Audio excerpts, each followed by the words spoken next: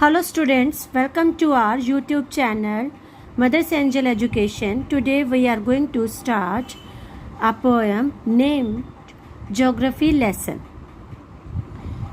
Can you imagine what your city would look like if you saw from 10,000 feet above the ground? क्या आपने कभी imagine किया है कि आपकी सिटी कैसे दिखेगी जब आप 10,000 फीट ग्राउंड से ऊपर होते हो? नीटली प्लान, बिल्कुल आपको लगेगा जैसे मैप में आपको दिखता है, बिल्कुल प्लान्ड के अकॉर्डिंग, परफेक्ट और proportion, like a geometric design, कि जैसा भी इसका डिज़ाइन बनाया गया बिल्कुल उसके वेल प्लान दिखेगी. It would strike as something very different from what it actually is while are in the thick of it. लेकिन जब आप उसको ध्यान से देखते हो तब आपको मालूम चलता है कि वो बिल्कुल अलग है.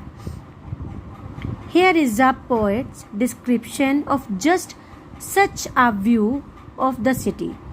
इसमें इस डिस्क्रिप्शन में बताया गया है, पोएट ने एक सिटी का व्यू के बारे में बताया है. Some questions that come to his mind. और उसके माइंड में क्या क्वेश्चन आते हैं, आपको ये पोएम भी रीड करनी है और उसको ध्यान से सुनना है.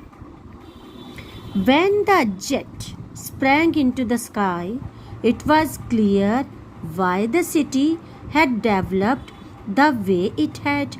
जब जेट आसमान में होता है, इट वॉज क्लियर, वो बहुत ही क्लियर होता है, आसमान भी क्लियर होता है और सिटी में बिल्कुल क्लियर दिखती है, बिल्कुल वेल प्लान दिखती है कि well developed. Seeing it scaled 6 inches to the mile. जब हम उसको 6 इंचेस के उस पर देखते हैं, देयर सीम्ड एन इनएविटेबिलिटी, जो उसके लिए अवश्य है. इनएविटेबिलिटी का मीनिंग होता है जरूर होना. About what on ground had looked haphazard, यानी कि वो बिल्कुल देखिए अव्यवस्थित होती है. हैफेजर्ड का मीनिंग ये होता है कि जैसे अब हम ऊपर से देखेंगे तो अभी बिल्कुल ठीक दिखेगा, लेकिन वो तंग गलियाँ, गंदा पानी या कुछ भी है हमें तब नज़र आता है जब हम बहुत 6 इंचेस के दूरी पे होते हैं. अनप्लान्ड एंड विदाउट स्टाइल, के बिना किसी स्टाइल के बनाई गई हैं. When the jet sprang into the sky, when the jet reached 10,000 feet, जब हमारा जेट 10,000 फीट की ऊंचाई पर होता है, it was clear why the country had cities where the rivers ran and why the valleys are populated.